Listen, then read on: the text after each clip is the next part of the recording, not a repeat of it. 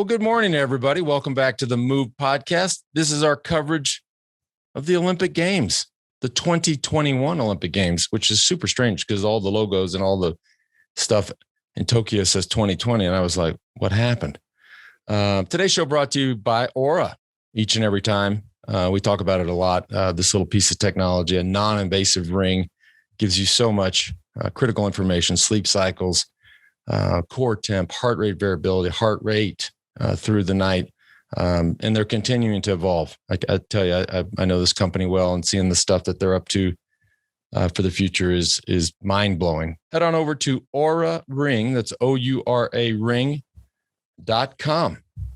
Get your sizing kit and then start tracking yourself. We are joined. So I'm over here in Aspen. We got, I don't know what it looks like on y'all's Zoom, but oh, he just moved. JB over there is in Austin, Texas. George, back from one of his swanky trips, is back in Greenville. But in the pre-show, he made it stated that it's a goal of his to stay in Greenville for a month. You know, raise the kids. Correct. That's a good idea. And big time, look at the big time over there in Mallorca. Johan Brunio. Huh? Doesn't have the fancy backdrop, but, you know, over there, he's on his own fancy trip. And a special guest from Salt Lake City coming to us live, Allison Tetrick. I roped into this. I was texting her a lot, asking her to come on the show. Nothing. I was hitting her again, like nothing. And then, when you hold down the message and then you select the question mark, like, hello. Finally, I got her to respond. And here she is, live in person.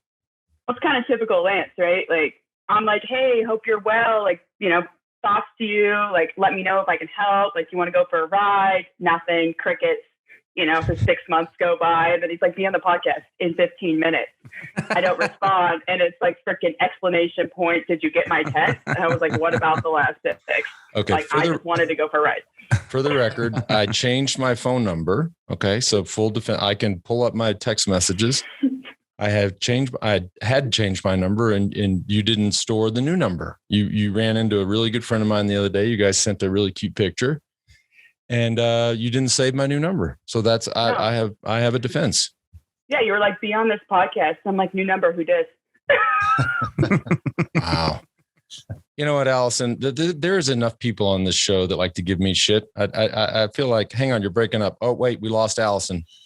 We'll talk about this is great. This is going to be fun. No, we'll talk about the women's race. I think she's breaking. JB, go ahead and just mute her. Let him have it, Allison. Let him have it. He's like, I don't think you have my new number. I'm like, yeah, you don't have mine either. Mine hasn't changed since I was in high school, but yeah, whatever. Wow.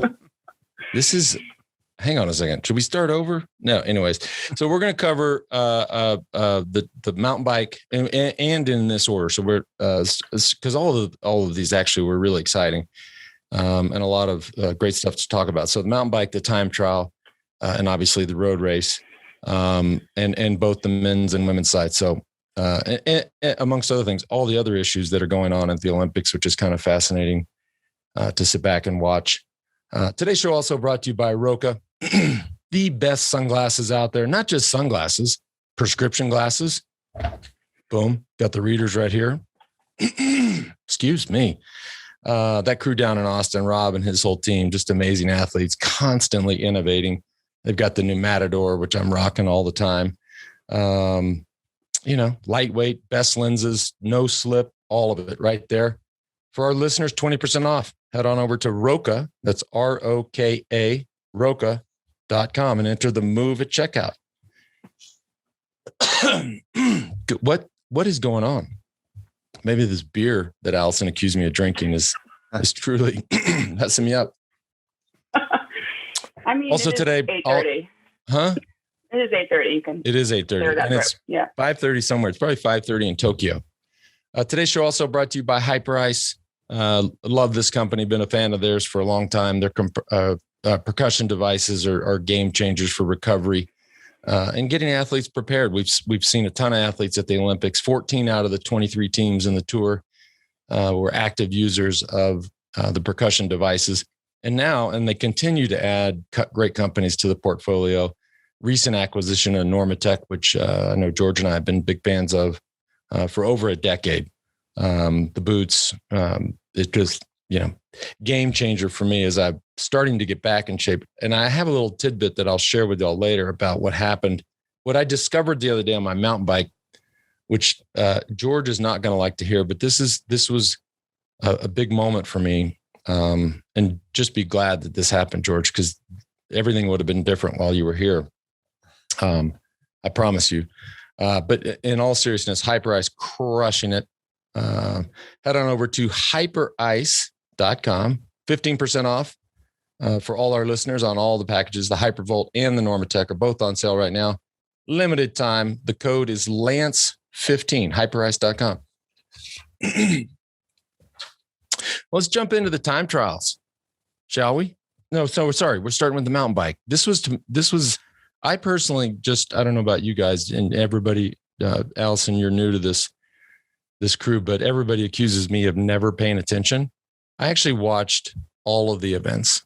And I will say that the way they have this shit set up, like in the past, it was on NBC and it was on primetime and they would show you like all these lame sports, like stuff I don't even care about. Table tennis. Like we were watching this day and Ann was like, is table tennis really an Olympic sport? I'm like, I guess so. But now you can actually watch almost everything with Peacock and all the on demand. And so we are able, it's been awesome. We've been able to watch all the events. I don't know. Am I the only one that watched everything? I watched everything too. Oh, I know you did. I watched a lot of replays. I was watching what I thought was soccer that turned out to be rugby. I didn't understand why there were goalposts and they were carrying the ball, but it took me like 6 minutes to figure out what I was watching. But yes, I've been watching a lot of events. That's scary since you're the smartest person on the show. I was like, these soccer players look real big. Oh, they're carrying the ball. I was like, this isn't soccer. Got it. No. Different sport, homie. Super cool though. Women's mountain bike. What a domination. I mean, the Swiss just showed up, and I'm assuming they only had 3 riders, just stole the entire podium. George, your girl, who I actually saw you post pictures of her years ago on your Instagram. She's you've got a local connection there. Yeah, she's her boyfriend is from Brevard, North Carolina, so she comes here quite often to train.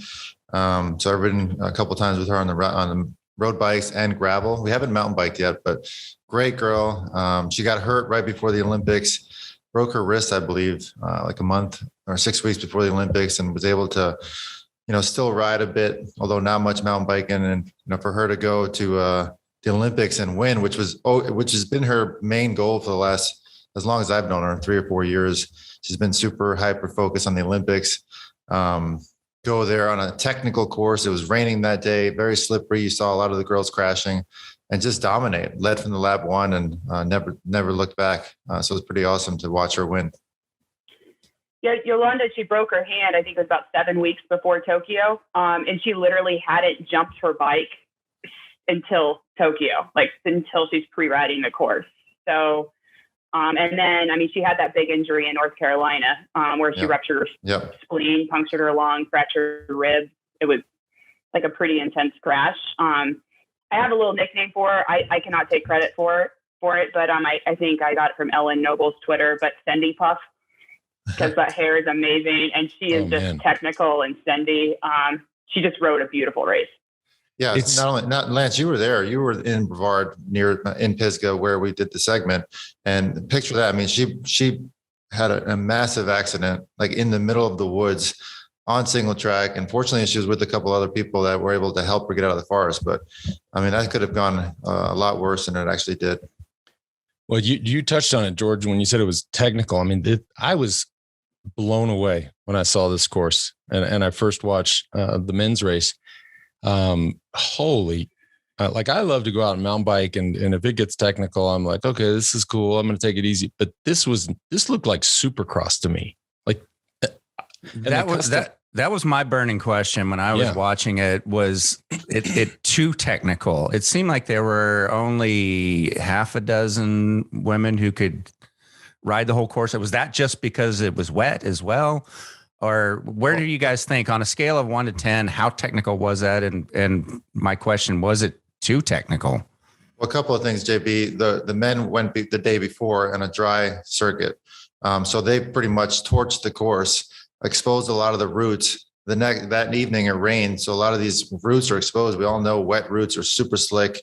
They probably didn't really do a lot of pre-riding in wet conditions. So it's a completely different animal when you're talking about dry trails as opposed to wet trails. And on top of that, the course was super technical.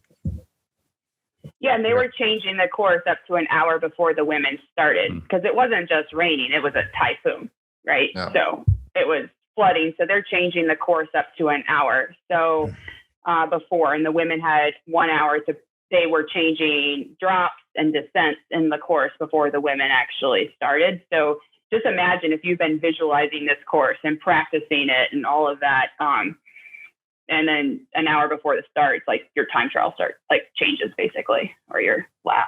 So well, you saw it in the men's race. And these are just for the listener.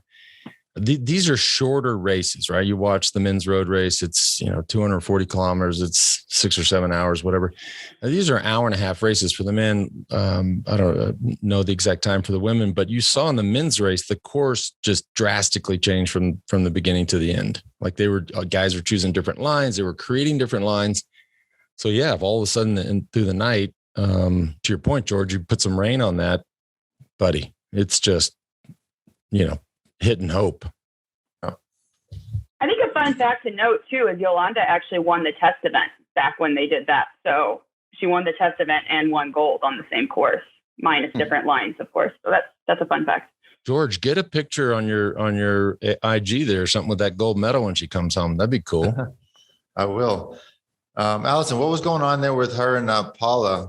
There was a little bit of drama post race. They weren't. Well, she called it she said according to one outlet, she called it a stupid move. Yeah. So I think Jolanda also, the thing is we shouldn't be surprised about her gold medal win. She's been one of the most consistent mountain bikers with these horrific injuries in between, but she's known for her technical skills. And she can really just float and fly. She just looks beautiful on course. And I don't know if we want to call it the ramp gate, but we got MBDT crashing where he thinks there's a ramp. There's not. We can cover that later. I don't know, right? The ramp. But the ramp was in the women's race due to the condition change. The ramp was not in the men's race, but it was in all the warm-up laps. So I think it was basically they're entering that ramp gate section, and Jolanda thinks that Pauline brake checked her. So she goes full Stendy puff, right? And she just takes that rock guard and she's like, what? I like the fun lines anyway. I'm going for it. Who knows if Pauline actually did this or not?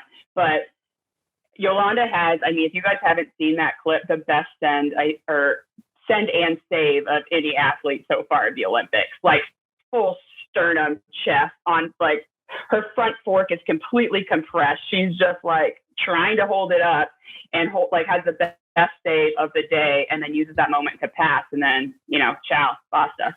Talk about that for a second, because I read about that and I actually found that super interesting. The whole brake check thing where Jolanda says she's kind of known for doing that on occasion. Think about somebody just all of a sudden just tapping those brakes on a single track to trying to get you off your line or crash you. Who knows if that was the intention, but that's something you don't hear of in road cycling. Somebody's like, I'm going to brake check this person. They're too close to me. That'll really screw somebody up. So I found that really interesting that she mentioned that.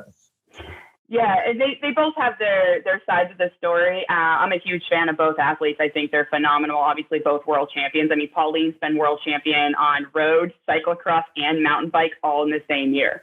I thought she would medal for sure. I think she's a wonderful and a great athlete. Whether or not she brake checked, or maybe she just was slowing down. Who knows? But I just like Yolanda's agility to be oh, you're slowing down. I'm just going to shear off this rock cliff, and I'm going to keep it up and go to win a medal. Props to you. I think that was the save of the day. I saw this video clip of World Championship Cyclocross 2018. Allison, did you? I guess you know about this clip. Yeah. Where they get close, they hit their heads against each other. They both fall on the ground, and they're so they have a history. They have a history of going head to head, literally. Yeah. So yeah, I mean. Yeah, it gets really aggressive out there. I mean, no one's ever accused me of being a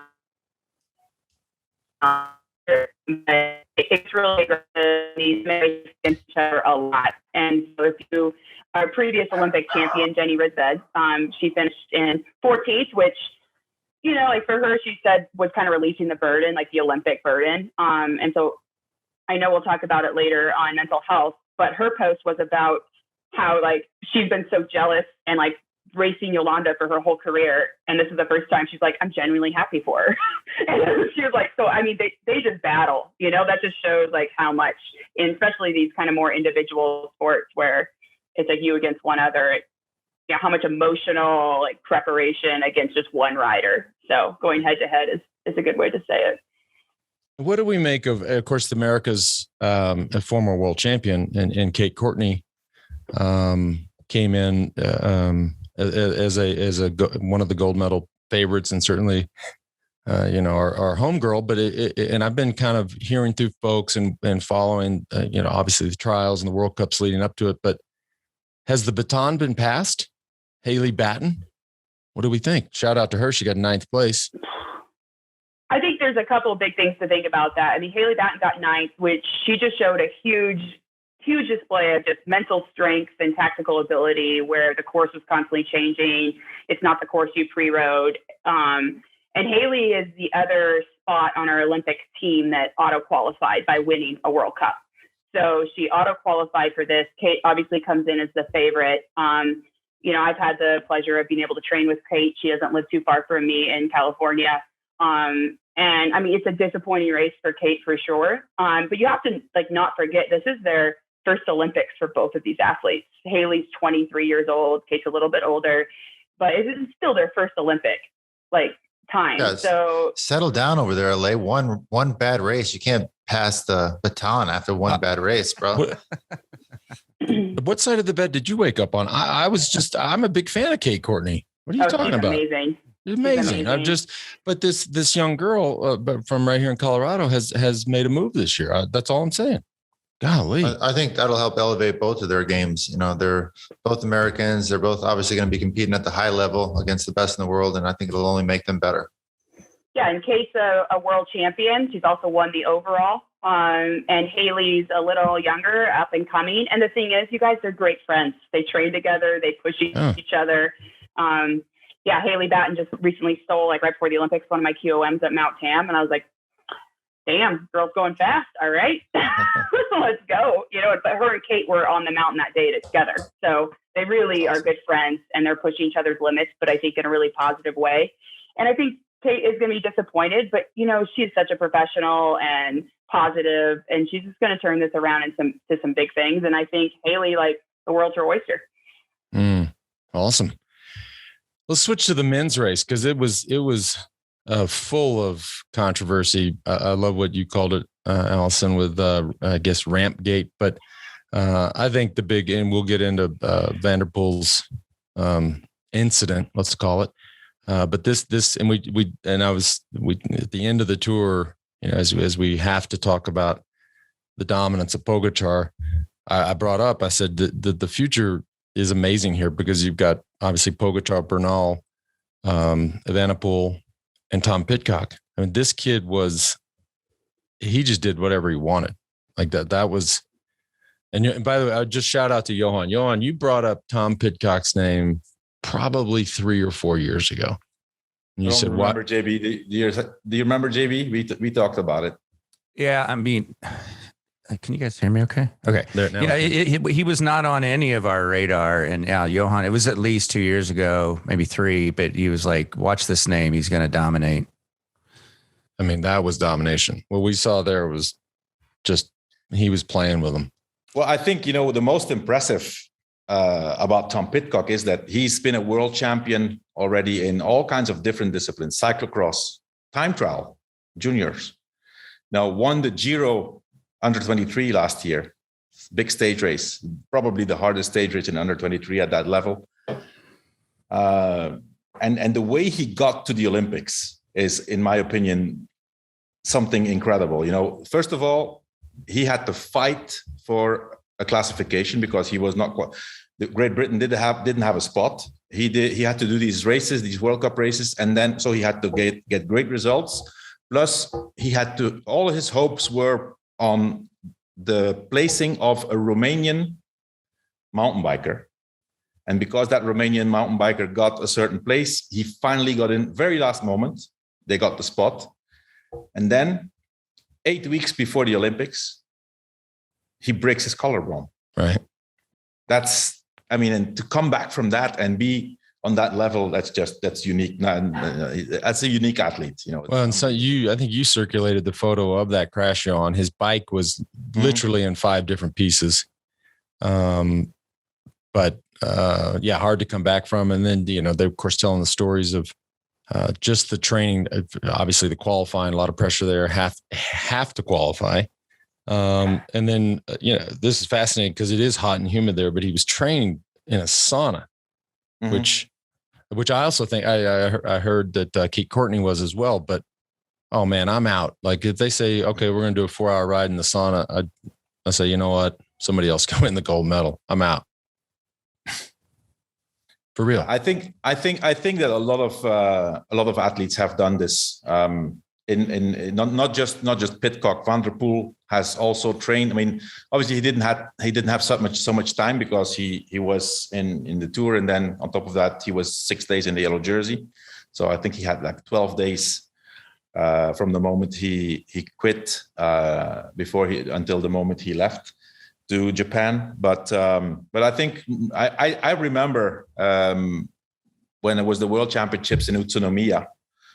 I was there in the professionals, and a lot of guys in the Belgian selection had actually replicated the conditions of Japan, being on the same time schedule plus training in the humid and hot conditions. So it's nothing new. You know what else struck me was it's because you see these guys, and the course is so hard and so technical, and the field's just blown apart. But then it ends up becoming almost tactical, right? And we saw David Serrano, the Spanish rider, fight back primarily because that group was just looking at each other. You had Nico Schurter, who's one of the greatest of all time, that they were all just sort of tracking him, following him, sitting on his wheel. And he finally said, no, I'm not going to do this anymore. And they sat around and looked at each other. Serrano comes back in a mountain bike race, and then rides away and steals the final podium spot. I mean, you'd have been crazy to bet against Nico Schurter halfway through that race. He wasn't going to at least end up on the podium, but he snuck back in and said, see you in the douches. Yeah. Well, I think we need to describe the Vanderpool incident for those who haven't watched it. We actually do have a lot of listeners who listen to this and haven't seen every moment. Basically, in practice, there was a ramp off of a big drop, right? A huge drop. Huge drop. I when I saw this, I could not believe that that's mountain biking in the Olympics. Yeah, and then I loved it. I never would have done that ever. No. And then the much hyped drama between Vanderpool and Pidcock, which we saw in cyclocross for some time now.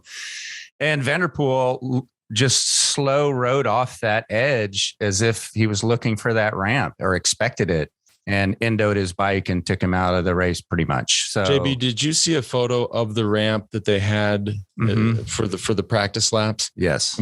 I mean, that is a mass. And clearly when he went over that ledge, he fully expected that ramp to be there. And this is they put the ramp back in for the women's race. Yeah, they did. A little strange. Yeah. I think when he pushed his front wheel downwards. He was expecting that ramp. So obviously, there's conflicting reports from the Dutch Olympic team. They said they talked about it, and the coach said, well, maybe I should take some of the blame because I didn't insist enough. I think. No, but hang on a second. Initially, let's go, because Vanderpool said, "Look, I thought the ramp was there," and the coach initially said, "Absolutely not." I told him 10 times. His teammate came out and said, "No, we talked about this in the team meeting. We said the ramp is not going to be there."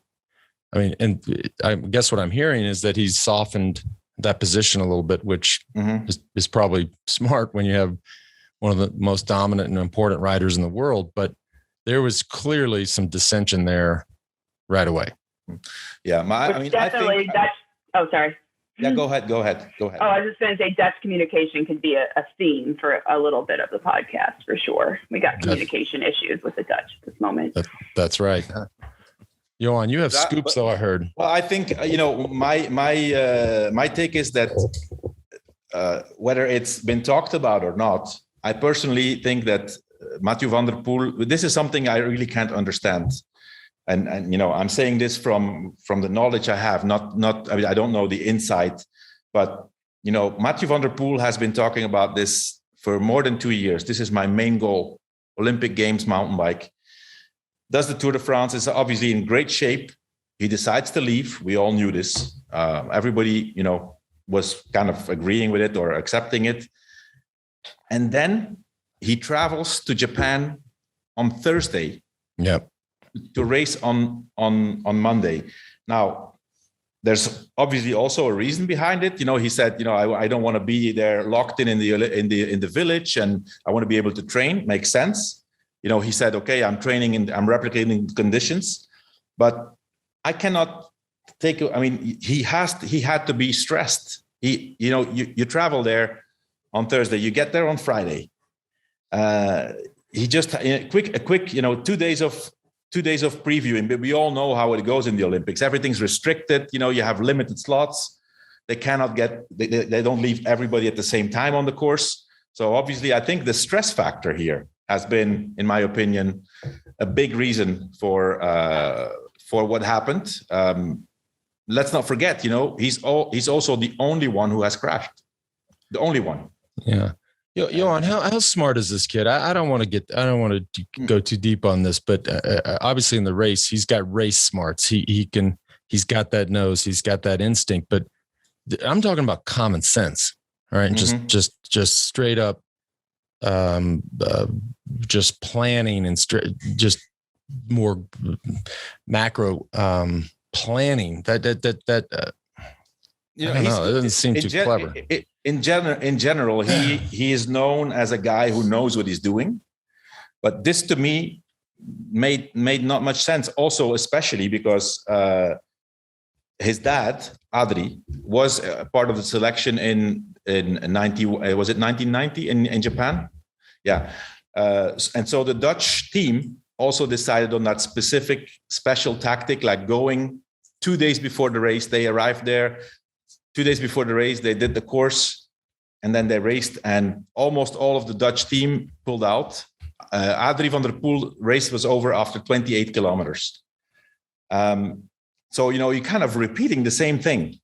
I don't know. I mean, Johan, going back to your point about the Olympics being stressful, like people don't understand, just to get in and out of the village is like going through an airport. I mean, security, badges being checked. It's not like you can just ride your bike and go leave the village and go for a ride and come right back. Yeah. It's a complete nightmare.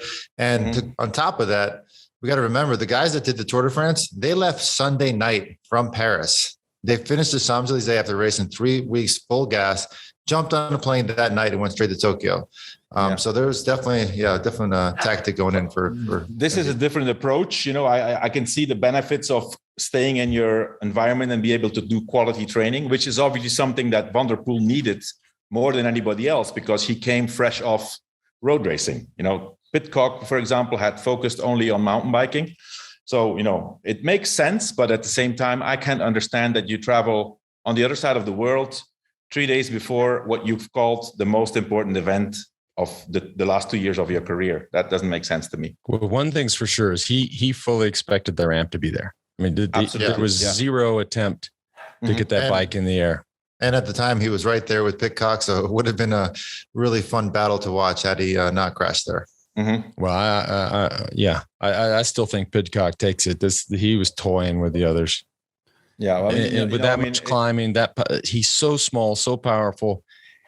It's just a different kind of rider. That course was way punchier than I expected. Well, let's not forget Vanderpool's stage win in the Tour de France. How he attacked on the last climb, got caught, and then ended up winning and doing it again. So also very punchy. good climber as well. I think it would have been a really good battle. Which is, for me, by the way, George, the most impressive performance of the whole Tour de France. Looking back on everything, that stage win is the most impressive of everything we've seen. But anyway, we're talking about how easy or difficult is it to flip between the two disciplines, road to mountain? I mean, was that a big advantage for Pidcock to really focus on that? It's a good point, JB. It's the whole rule book has been changed, JB. Like these guys are able to bounce back and forth between cyclocross, mountain biking, and road biking. They're doing stuff we've never seen before. So in our day, it'd be really, really tough to switch back and forth. But I think these guys, it's just natural. Like that's the only cycling they know is to go back and forth. I've actually TikTok does a triathlon next Olympics. I think that's going to be Richie Port. Richie Port's going to do the triathlon. Pidcock is going to sign up for the 10,000 meters track and field, I think, for the next Olympics. Today's show also brought to you by Ventum, direct to consumer. This bike brand, this is my whip. I ride the NS1 on the road. Bicycling Magazine said it was one of the best bikes of 2021. And then I've got the new GS1, which, as Allison can well attest, that the whole world is just crazy about gravel. She's doing all these damn crazy gravel things that we'll never do. But what a way to get out, basically on the road, but be away from cars. My GS1 is money. They gave away a free frame set during the tour, by the way. So whoever won it, congratulations. Love Dia and his crew making great bikes, great products, fast and light and stiff, all the things you want. Head on over to ventumracing.com/TheMove. And the bike or discount, 10% off, by the way. The discount code is TheMove. There we go. All right, moving on into the time trial. Let's start with a look at the women's TT. Redemption for Van Vleuten. And we're going to talk about the women's road race, but that was redemption. Yeah, I mean, for Annemiek Van Vleuten to kind of get that, as she said, the monkey off her back, not only for her pre-celebratory silver medal in the 2021 Olympics, but she had that horrific crash, fractured her vertebrae in Rio 2016. So this is actually the world champion in multiple disciplines, and this is her first Olympic medal and a gold medal, or actually second in this Olympics. But yep.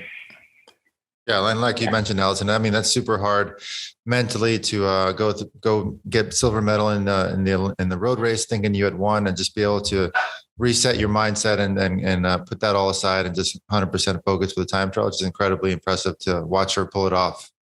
Yeah, I mean, she won, I think, by 57 seconds. So that's a pretty dominant performance. Between her and second through fifth, they're all within 13 to 17 seconds. So the medals were really tight between second and fifth place. But Vleuten went for it. She actually had to turn off her social media in between her road race and the time trial. Just a lot of negativity on the internet. But she's a powerful, strong rider, and I think she just proved she was the best on the day. Nobody on this show has any awareness about negativity on social media. That you're talking to people that have just for the last decade, they just blow us kisses, Allison. So, and by the way, I kept my shit on, so fuck it. The Dutch, two out of the top three steps on that podium, and an American in fifth, Amber Leone Nieben. What do we know about her? Amber and I have been teammates before. Yeah. Amber's a dear friend of mine. I think, like I said, she was, I think, like 17 seconds off of a silver, 13 off of, or even under that off of a bronze. So she had a great performance. This is her third Olympics. She's a multi-time national champion. And she has been in this sport, like, she's almost entering like Ned Overend status. She's 46 years old. She has been racing. She started in mountain biking, and she's been racing for 3 decades in our sport in different I've disciplines. done a couple world championships and Olympics with her. I mean, she's been around forever, and awesome to see her still at the top of the game. Yeah, I mean, I think she's very disappointed for not being able to medal. This probably is her final Olympics. She's just a truly wonderful human being, and she has no regrets. she had never been into the wind tunnel, I think, until like last year. Like this girl has just been a time trialing phenom and climbing phenom without like a lot of tech stuff. She does a, very calculated preparation, which we should talk about in the road race as well. But yeah, she's based out of Southern California, and this is what she's been doing. So 46 years old, third Olympics. She's a double world champion. She's been a world champion in the time trial before, and the last one was only a couple of years ago. So 11 seconds out of the bronze medal. Seconds.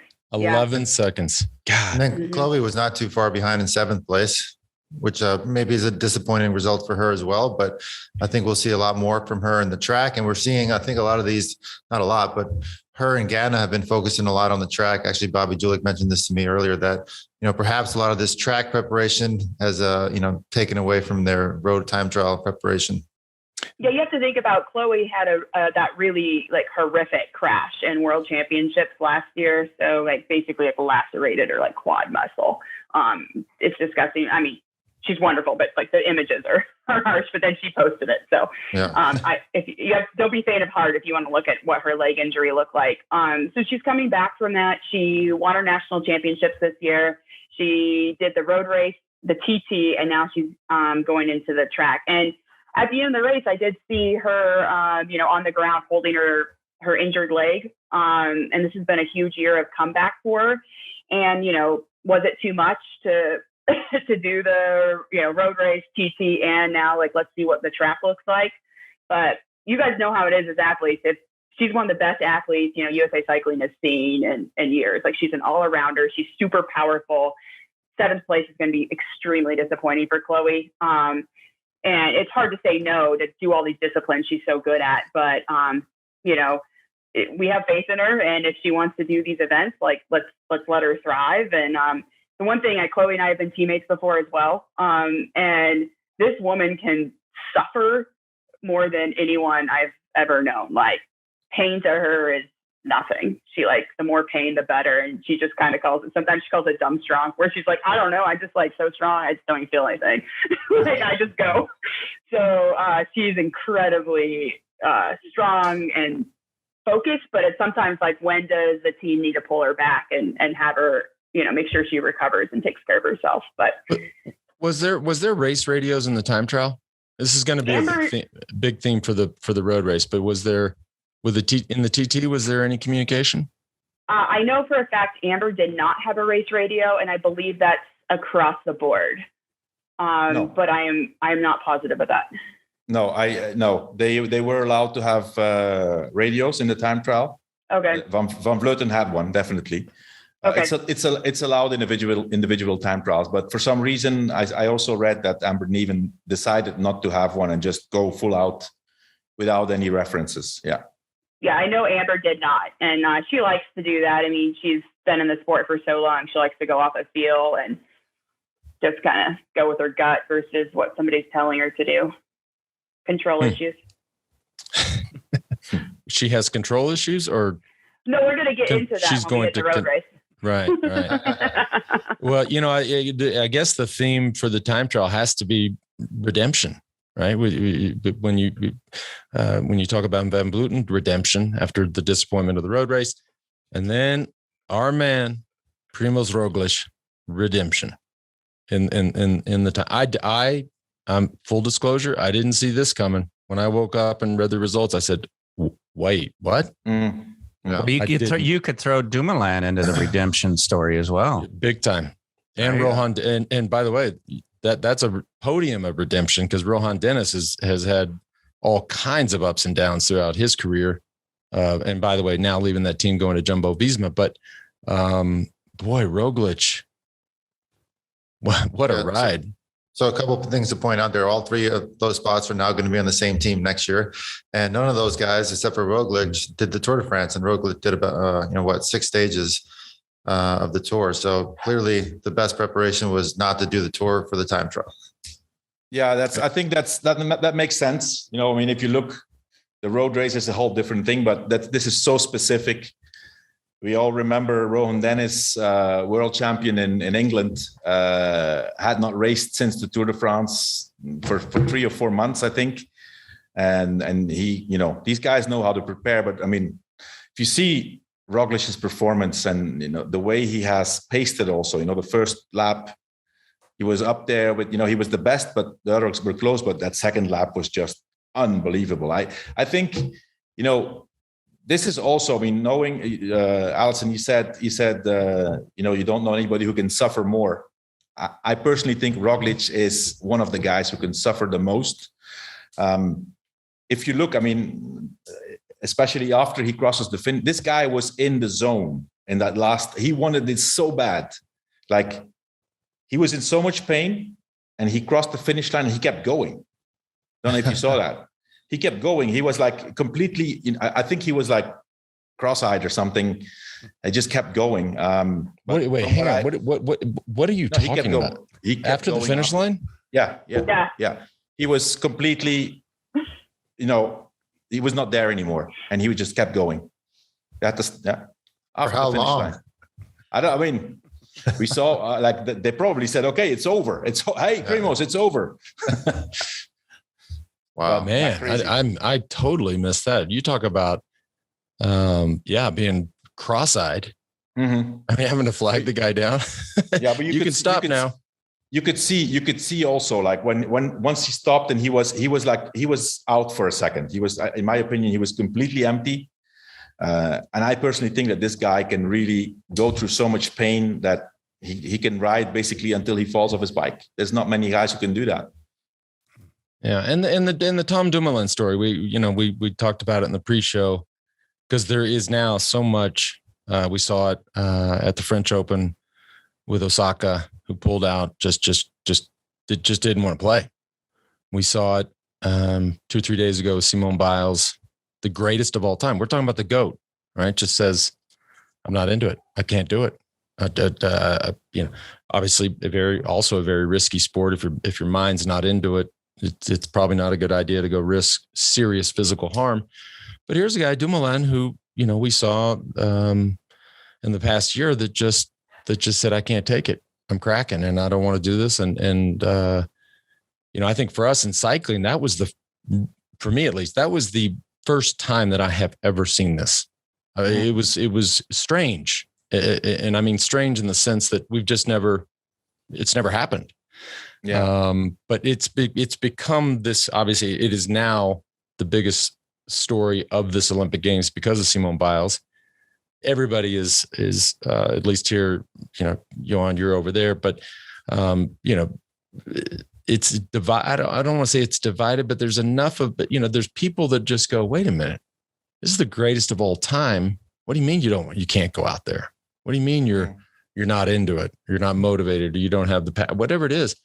It's a huge story. It is, Lance. And like you mentioned, we had never seen that before in cycling. But I think the difference right now is it's 100% happened many times to people that we know close, even ourselves. But now at least you can talk about it and not be ashamed. You can talk about it, which is a good thing, I think. But of course, there's a whole other argument on whether or not she should have continued, or Tom should have continued with the contract that he had. But I think the positive message that we can take out of all of this is that now if you're dealing with a lot of things, at that level, we're all teetering with a lot of self-doubt, in and out of confidence and what we're able to do. But I think now it's important that if people are really struggling, that at least they're able to talk about it publicly. Oh, and then you layer in COVID. I think COVID, for the whole world, is really this pandemic has tested all of us, right? So just moms and dads and school teachers and lawyers and butchers and whatever else. It's just been a crazy, crazy time for the mind. And then of course, these athletes then had to postpone their trip to the Olympic Games by a year. Then they show up. And I tell you, this thing about not having fans in the stadiums, I think is a big deal. I'll just go on the record. Simone Biles has that place packed and they're all screaming. It's a different story.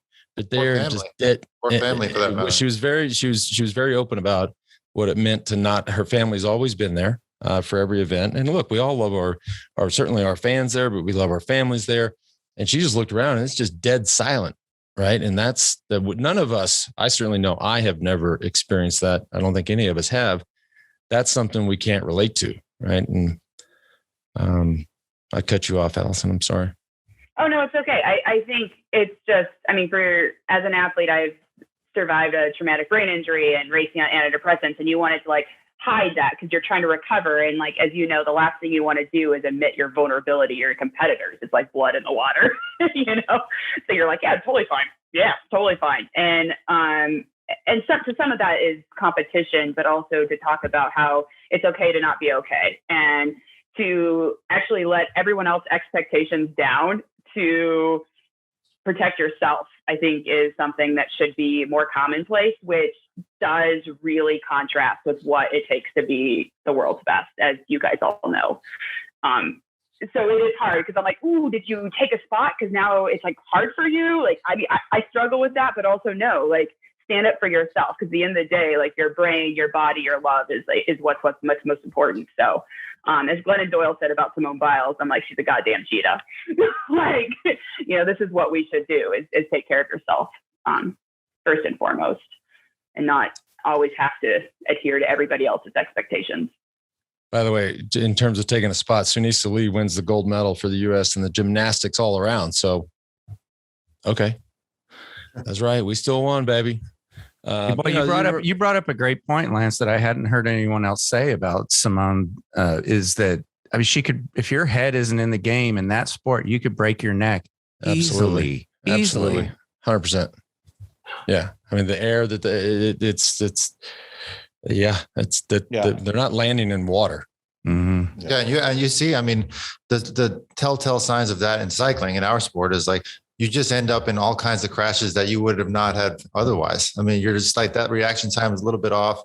You crash on just some random corner because you slid out. I mean, those things happen when your mental game is not all there. Sounds like Geraint Thomas.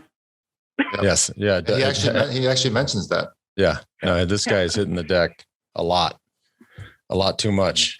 I think of course, Roglic is the story. I think it's an amazing, after his disaster in the Tour, not his fault, but to come back and win, not just win the time trial, smashing everybody over a minute on the second, and then second, third, fourth, and fifth. They're like within 5 seconds. That's crazy. Similar to the women's race. Yeah, but Tom Dumoulin, he's back. It's silver medal. I think that this is what he needed. I think Lance, and I include myself. I didn't really understand either why he was selected so early for the Olympic team. He had done no races, and actually he's only done the Tour of Switzerland. He only did one race before, and now he's silver medal. And the road race in the Olympics, of course, which was already a little bit of a sign. He was up there for quite a long time. It was a hard course, and he didn't do the Tour. On the contrary to the time trial, I think doing the Tour for the road race was an advantage. But I think I know you, Lance. You also said, why is Tom Dumoulin going to the Olympics? I said the same thing. I said, it's so early, couldn't really understand. So. What a comeback. It's an amazing statement. And of course, we're going to see Tom Dumoulin again as a professional cyclist. And I hope, I have no doubt actually that he can be back at the top. I hope so too. He reminds me so much of Big Mig. I cheer for that guy. And we saw him do great performances in the Giro and minimize his losses in the climbs, crush them in the TTs. Like I'm pulling for that dude. I pull for that jawline for sure. But also, I think he won national championships, Johan. I think I saw that, though. He did win Dutch, ITT, and national championships outside of Tour de Suisse, I think, this year. Exactly. Which I thought was true. Yes. I was oh, no, he's on. And yeah, I think it can kind of go when we start talking about the women's road race, about kind of controlling your environment and your happiness. And then I would love to hear your guys' insight a little bit too on skipping those grand tours and doing Tour de Suisse, which I'm not saying is easier, but a little less, obviously a lot less pressure, a different type of race. And to take him outside of that, spotlight of Grand Tour. He's such a diesel. I love the way he climbs because that's how I climb, because I'm not super, so he just limits losses all the time, and all that pressure he had, and he removed that Grand Tour pressure. And then, I think his silver medal was a gold medal to him. Like, I think he was genuinely stoked. I love the fact that you called Johan out and got it. He knows more than anybody else on the show. And you just said, no, actually. She's right. Johan just like blocked me on all social media. No. Today's show also brought to you by Element. It's our go-to hydration. I just sweat a lot. I lose so much of this vital stuff that Element is the one that replaces it the best for me. 1,000 milligrams of sodium, 200 milligrams of potassium, 60 milligrams of magnesium, bunch of new flavors. We got the watermelon salt, the grapefruit salt, no sugar, no gluten, no crap. Stay salty, my friends, as they say. For our listeners, special offer. Try out the sample pack. You get a bunch of the flavors free just for the price of shipping.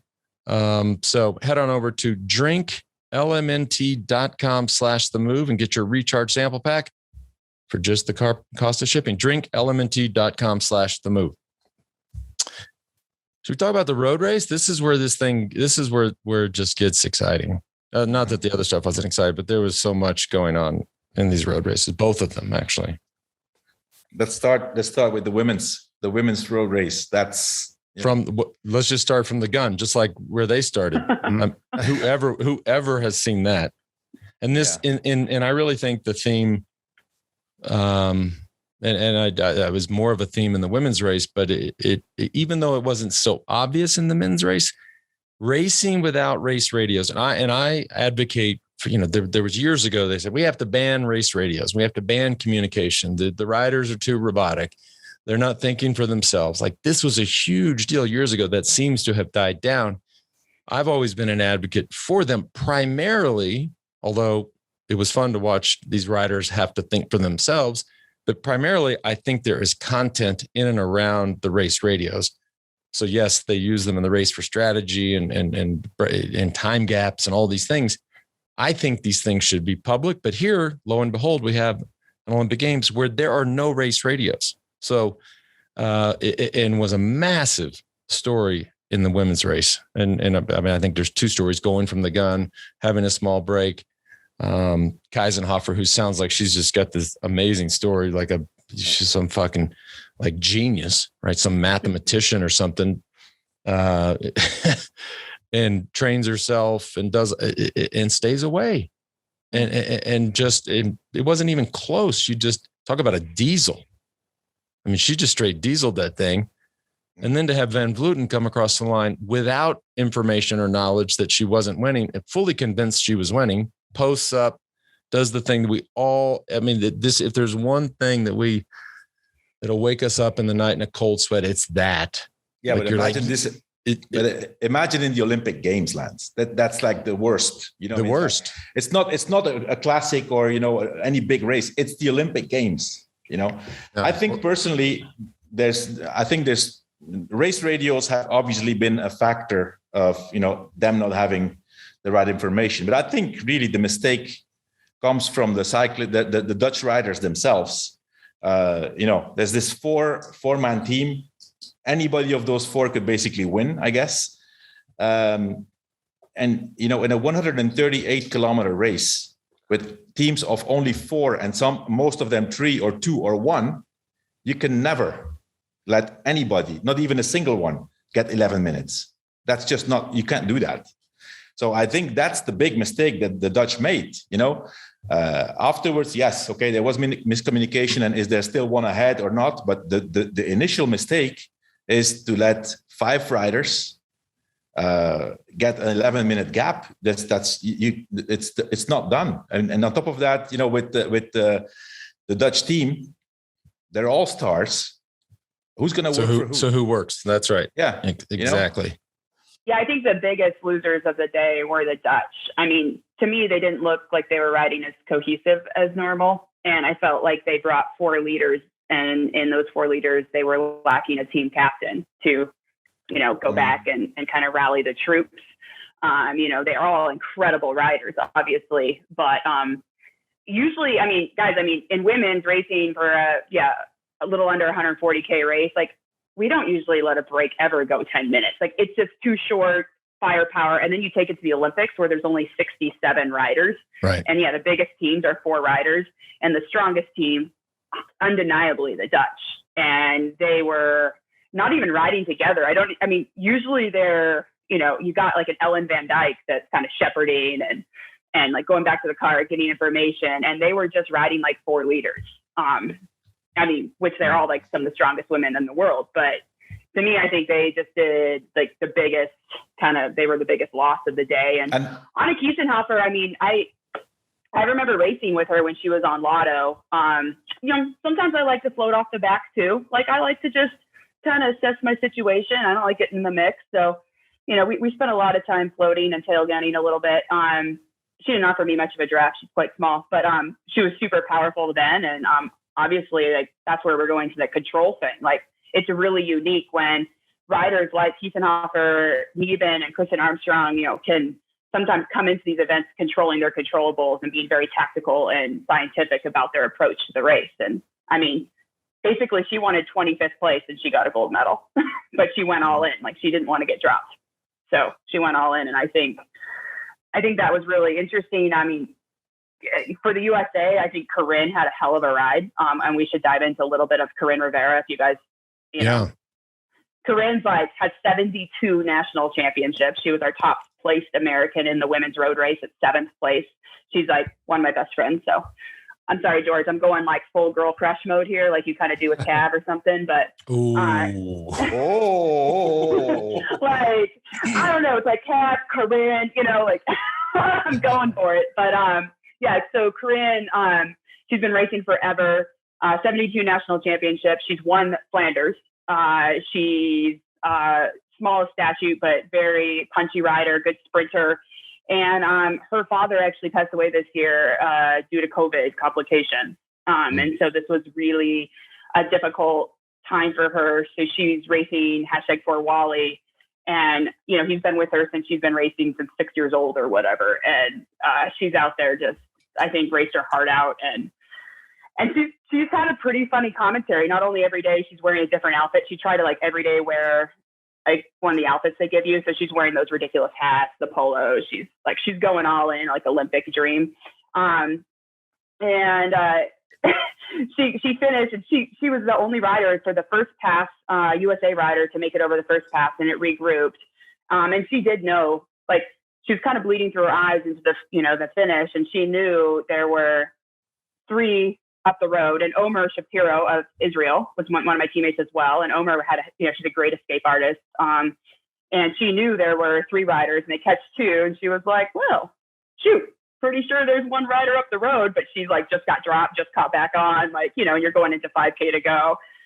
And she has a pretty funny story where she's finished the race. She's laying there and she sees Van Vleuten celebrating, and she's like, there's an Austrian girl laying on the ground. Pretty sure she wasn't in our group. Pretty sure she won. Oh boy.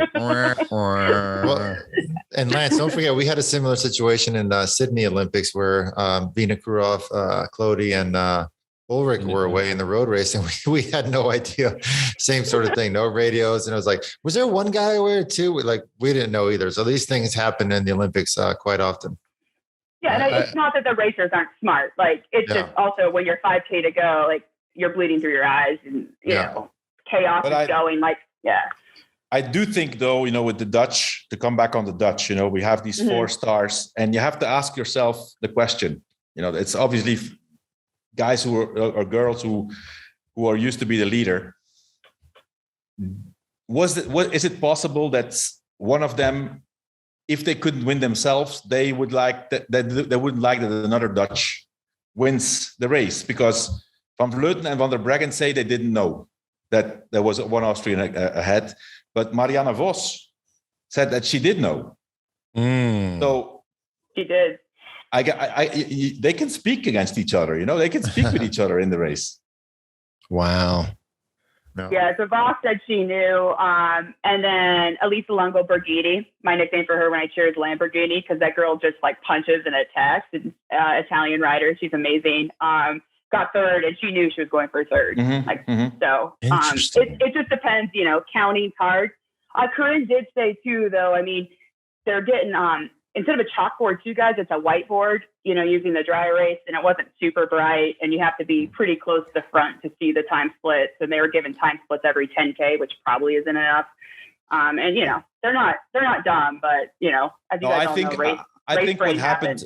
I'm pretty sure what happened is that the chalkboard it said G2 1 minute 30, G3 4 minutes, which was G2 were the two girls who were dropped from the first one, and the peloton was G3. And the Dutch, I mean, at least Van Vleuten and Van der Breggen thought that they were G2 at 1:30, and they said, "Okay, we have time to catch them." You know. Yeah. So Johan, would you? So are you a fan of no race radios, or do you think it's too late? No, I've always been a fan of radios, and I agree. And you've always been a fan of listening to other people's radios too. Yeah. we should do a separate podcast only on that, on listening into others and knowing that others are listening to us and using that to our advantage. And is that still happening, Johan? I don't know. I'm out of it. So yeah, we're all out of it.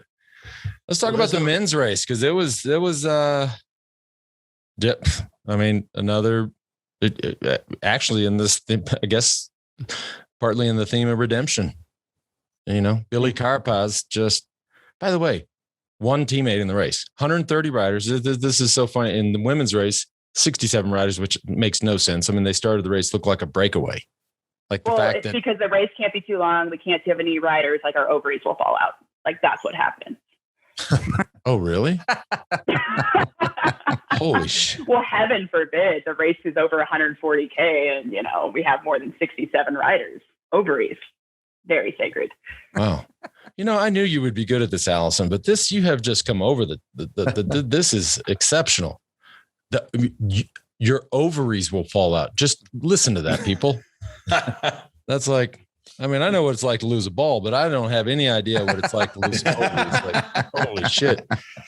But anyways, back to Carapaz. I mean, so much to talk about in this race. Again, as we've been saying, no race radios. I do think it was a factor here.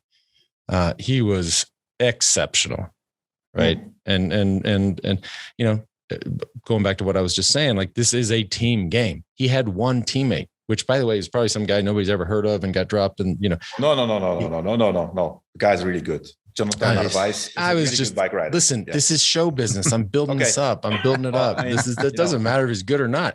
It's my Carapaz was amazing. We need to be correct. So it's my job to correct you. Carapaz rode a really cool, calm, collected race.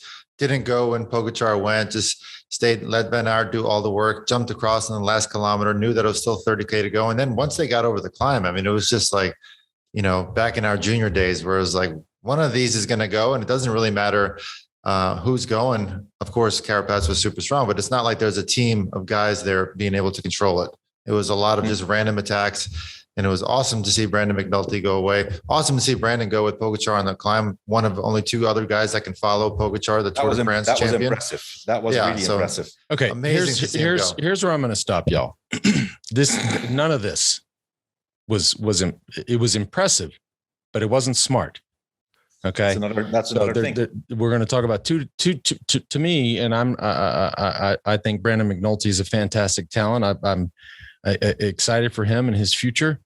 But before I get into this, I just want to set the scene. It's 110 degrees. You have 15,000 vertical feet of climbing. This is a hell of a day. This is like a legit, you know, Queen stage. I mean, this is super, super hard.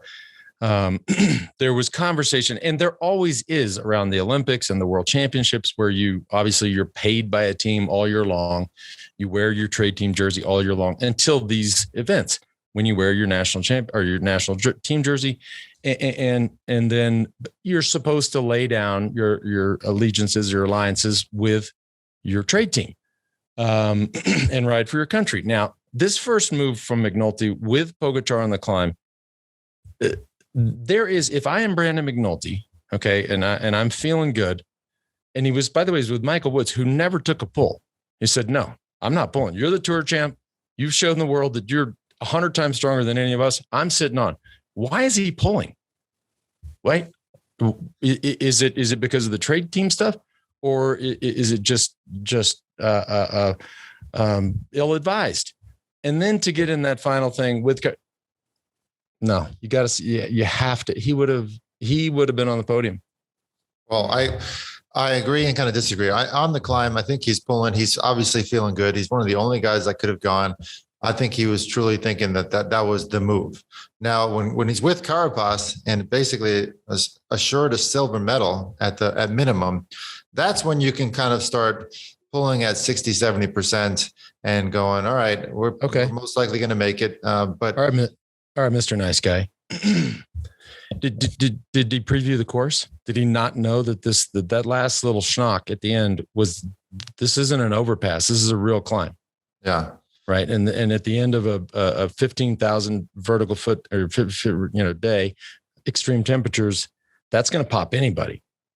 So no. Well, I'm sure that he knew that thing was coming. It was the final circuit. I would be shocked if he didn't. But he was pulling toe-to-toe with Carapaz leading up to that. I think he just had one bad moment there because he came back and ended up finishing 6th place. It's not like he had a bad sprint. So he had a bad 100 meters and it was a disaster in terms of going for the medal, but still rode an incredible race. Right. And I don't know who's sitting in the team car for USA Cycling, but if there are race radios, and let's just imagine that Johan Brunel's sitting in that car, I can guarantee you what he's saying. Do not pull. Rustic, Monica. Sit on. You were pulling the guy who just demonstrated to the world that he is by far the strongest, and now you're in the finale with a guy who not even sit on, but just fake pull. Like we all know how to fake pull. Just go through, kick it back a notch, and then jump back on the wheel. At least you're going through, but you're not. He was pulling toe to toe with Carapaz. The other thing that struck me is that the Olympics, because we watch the Tour de France, you have 200 guys start the race. These are the best 200 in the world. You have 130 guys start the Olympic road race. And this is, I say it all the time. We have no business being in the Olympics. There's no reason that professional, there's the camera showing the Iranian rider gets dropped after, 5 minutes. Like this is a weak field. Right. I mean, you have strong guys like Carapaz compared to the field. This is not we don't need to be there. We need to It's going to be a lot more. Oh, sorry, Johan. No, you go. I want to hear this. Please, I actually want to hear this. Go ahead. Ladies first. Go ahead. No, I disagree that we shouldn't be there. I think we should be there. However, the Olympics does not showcase our sport, neither in the women's nor the men's field, the way our sport is raced, 364 other days out of the year. It's just, no race radios. You get paid by a trade team. You see people that are working for other countries because you're getting paid, like, where your bread is, like what side your bread is buttered on, right? And it just doesn't showcase 67 women in a field, like 130 dudes. Like, come on, like it just doesn't showcase what our sport does. So the Olympics, this is not a good representation of that.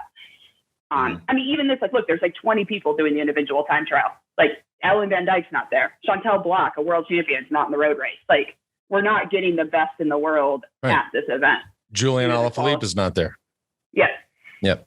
So that's just my opinion on that. Yeah. It looks strange in watching it. It just, I'm like, this is not what I get it. I get the history and the legacy and what Olympic medals mean back home, but this ain't F1, baby. It does come down to athlete count in the village. So, I mean, there's all these rules, right? Like we have 4 athletes, Amber Nieben didn't race the road race because Chloe did, and Chloe's a track athlete technically and all of that. So, I mean, we're getting away with things, but it's athlete number in the village. It's not our fault. Like, it's national governing bodies, whether you're Germany or USA or whatever, but it's athlete count in the village and how they've made these rules. It just doesn't showcase our sport the way I think it should be done. I've done 3 Olympic games. Somebody asked me the other day if I've ever stayed in the Olympic Village. I was like, fuck no. No way.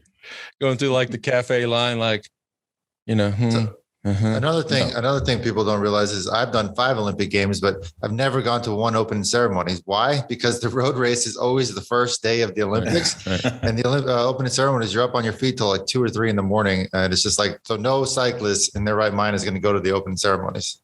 I went. Did you get that? He's done 5, and you've only that was just that was a very not so subtle jab. I got you, but. I don't care. I mean, everybody, George is just greater in most people's minds, but I went to the opening ceremonies in Barcelona, and I would never do that again. Yeah. No. Johan, you were going to say something. Going back on Carapaz, I think, we have to highlight, and this is, the Olympics, especially for professional top athletes, there's only one person who goes back happy home. I mean, of course, Van Aert has silver. He's not happy. Mm-hmm. Pogacar has bronze. He shows he's happy, but it means nothing. It means nothing for them, But anyway, Carapaz, imagine this. This is a guy from Ecuador. If we would have said 5 years ago, there's a cyclist from Ecuador who's going to win the Giro, be second in the Vuelta, be third in the Tour, and win Olympic gold, this is unbelievable. Yeah. He's actually the only cyclist in the world who has been on all 3 podiums and has won Olympic gold. And I also hope Brandon McNulty gave him his Venmo account, because that was the greatest gift of all time in the Olympic road race. Is it? Yeah, and that's like the third gold medal ever third gold medal ever for Ecuador in the Summer Olympics.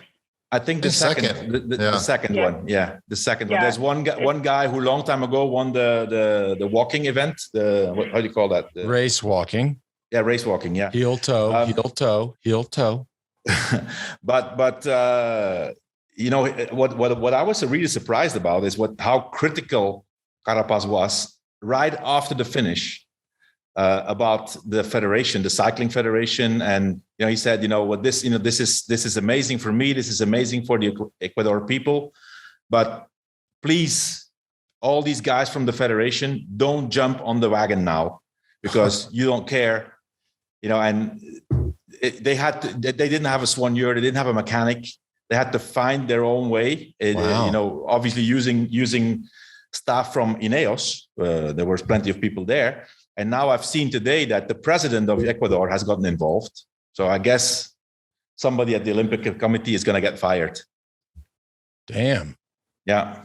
Well, I mean, right. I mean, for him, that's to your point, Johan, because you're right. I mean, silver. And Van Aert doesn't care. Pogacar doesn't care. For sure not. Those things are going to be stuffed in a drawer. No way. Yellow jersey on the wall, medal, bronze medal in the drawer. I know. I've had both of them. And let me tell you which one sat in the drawer. But for him, I mean, he's the king of the country. So that's, I guess, if you have to take away some story here or some beauty, like that ticker tape parade for him in Ecuador, wherever that place is going to be amazing. Yeah, whatever their Wheaties box is, he's going on the cover when he gets home, right? He's going to their Disneyland. He's doing you have to imagine that's I don't know if we can say Van Aert and Pogacar were like that disappointed. I mean, Van Aert rode like an absolute gladiator, basically pulled to the last 35 kilometers of the race on his own, chased 99.9% of the attacks down, and nobody would help him.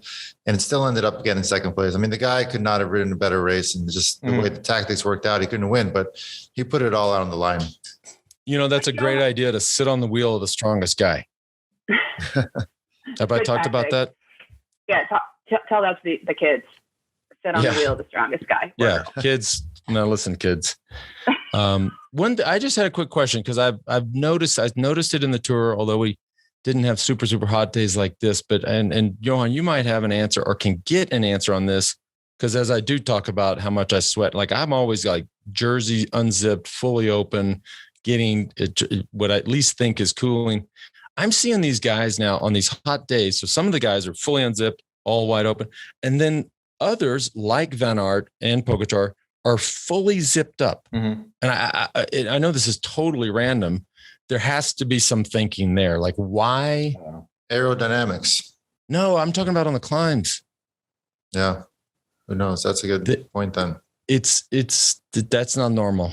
I'm not saying it's abnormal. It's just so different and contrary to what certainly my brain would think, but what we've seen in the past. It's interesting. Mm-hmm. Yeah, I hadn't noticed that, but I got him. Look, I stumped him, Allison. To talk about Pogacar, obviously, Pogacar, he had a great Tour de France. It's we did not see a great Pogačar in the Olympics.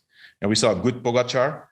I think the heat is obviously one of the things that he's struggling with. That's well known.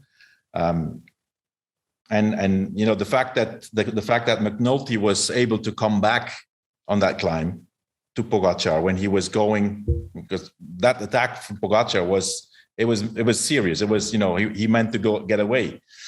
I think that's going to be his weak point in the, you know, in the future, the high temperatures.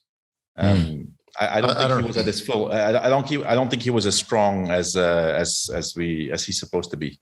Well, Brandon McNulty's. I want to go on the record. I'm not quite. And this is a fantastic talent. I just think we got to sharpen the tactical skills. Like whether or not Pogačar's attack was legit or not, Brandon McNulty is a rider of the future, right? This is a junior world champion in the time trial. This guy has an engine, right?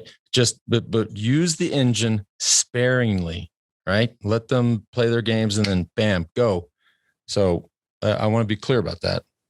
Yeah, but he's been he just was honed in for 3 weeks being a domestique and being young. And, you know, like you sometimes get into your rut of like what your expectations are. And he is the top place, you know, men's finisher in the Olympics that we've had since like 1989 or something.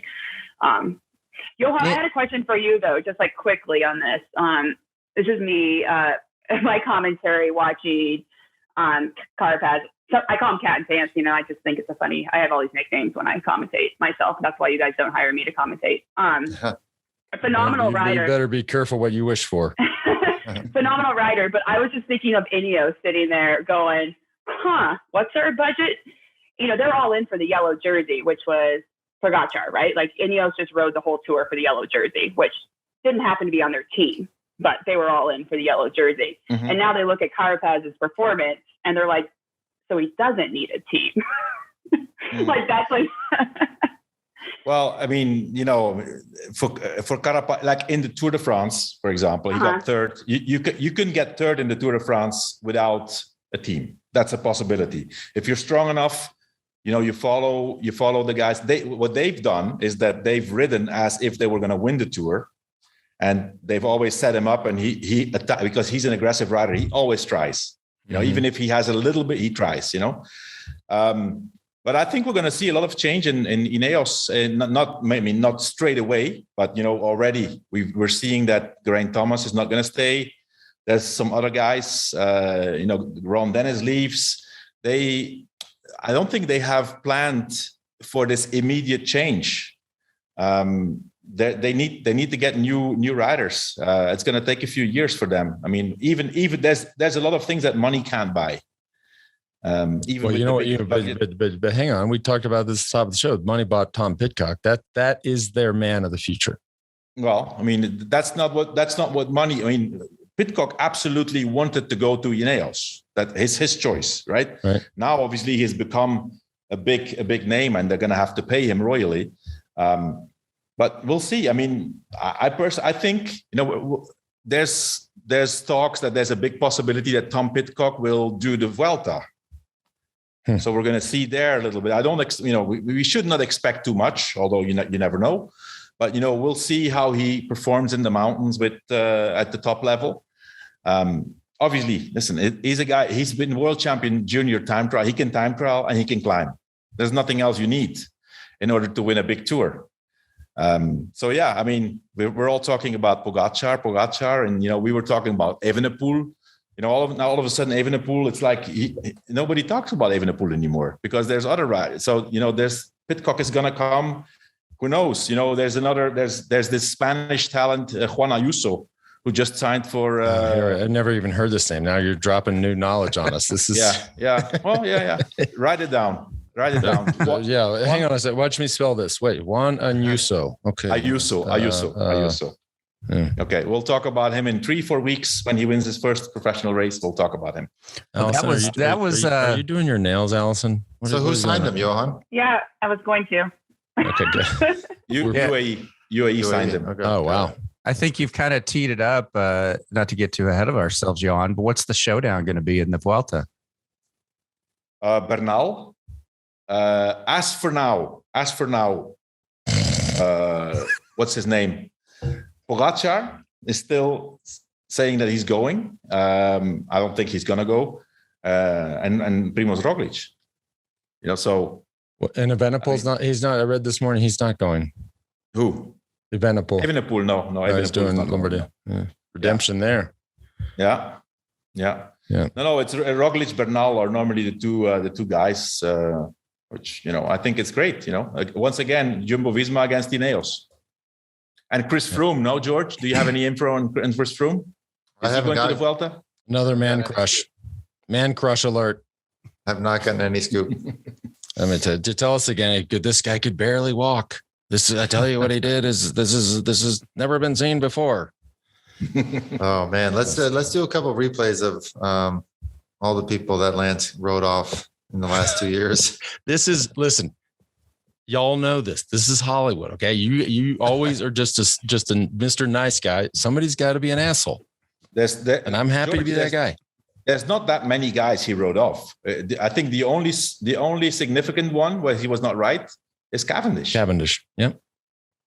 I personally think on Froome, he's right. I agree. He's not going to come back. Never going to come back on the level he was. Impossible. He wrote off Dumoulin. Yeah. No, we didn't write him off, JB. We actually questioned. We were surprised that he was selected. Yes. Yeah, exactly. Yeah. All right. Yeah. Well, this has been interesting.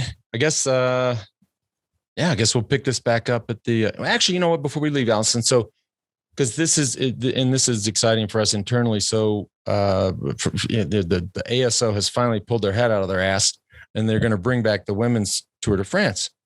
And kudos to Zwift as well for title sponsoring that and really making it. I mean, they have such a powerful brand in cycling now, but it's back. We got next summer. And I guess it's going to be, I was under the impression it's going to coincide with the men's tour, but now I think it's the week after the men's tour ends. Yeah, that's what it looks like. So let's keep in touch. You got my number. I got your number. Don't dark me. This could be fun. Yeah, no, I think that's super exciting. Covering more women's cycling is always important. We're just phenomenal athletes and we got some good stories to tell. So it's about coverage. So thank you guys for that and keep that up. Like the tour, like how does that not happen? No, right. I've done enough laps around the Champs-Élysées for like whatever, that's La Course or whatever. That's fine. Yeah. But, yeah. Exactly. And also like we have our women's, the Girodon, like the women's Giro d'Italia happens like concurrently with the men's Tour de France, which is just really poor marketing planning. Right. They're like the roads in Italy are open. Let's just run the 10-day biggest stage race for women while the biggest race for the men is like going on and it's not the same race. That's just right. Don't get us started on how the sport is run and organized and managed. Don't get me started. And are you doing, did you tell me you're doing Leadville? Yeah, you're going to give me a whiskey hand up. Whoa, whiskey hand up. Okay. I'm going to be over there. Anna's doing it. You're going to be at the front, but I don't know if I won't have any whiskey, but I'll hand you something. What about some lift? Yeah, lift. We have plenty of lift. Okay. Yeah, I'm doing Leadville, so I'm on my way there. And then the next day doing Steamboat. So I'm doing like this lead boat thing. So 250 miles of dirt in 2 days. It's probably a really dumb decision, but this is what we do. So Sufferfest. Okay. Well, thank you so much for coming on here. To be honest, George was kind of getting on my nerves and we needed to spice it up and you did a hell of a job. And you dropped some knowledge, Allison. It was great to have you on. Serious knowledge. Yeah, so thank you. And thanks everybody for tuning in. This has been cool and cool to watch. And this day and age, like I said, you can just find these things on demand and really, sports we love, whether it's cycling or table tennis or swimming. By the way, swimming. Oh my God, I'm so into the swimming. Anyhow, thanks for tuning in, and we'll see you guys for our coverage of what's next. The Vuelta, right, JB? La Vuelta. Mm-hmm. La Vuelta. Okay. Yes. Okay, guys. Thanks. Thank you. Oh, thank you.